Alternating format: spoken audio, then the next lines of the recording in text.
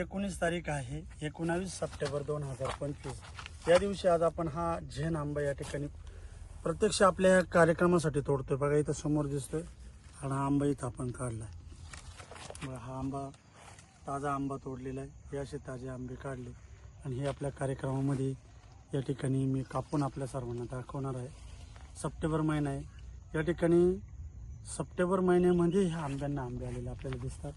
बऱ्याचशा ठिकाणी मोठे मोठे आंबे, काही आंब्यांना बहार आलेलं दिसतं, सेटिंग झालेलं दिसतं. आणि ही एकाच वर्षाचं झाड आहे. एका वर्षाच्या झाडाला जिथं जर पाहिलं तर बघा हा एक छोटा आंबा, हा तसे मॅच्युरिटीमध्ये उरायला 100-150 ग्रॅमचा, हा 200-250 ग्रॅमचा. त्याच्या शेजारी हा आता आंबा पिकायला आला खाली. आणि जर पाहिलं तर माझ्या हातामध्ये हा आंबा आहे. आणि तो समोर जर पाहिलं आता ह्या झाडाला बघा, इथे आता हा जर एकदम फ्लोऱ्यातून सेटिंग झालेला आहे, त्याच्यापेक्षा हा मोठा झालेला आहे. या दिवसामध्ये कुठंच आंब्याला आंबे नाही.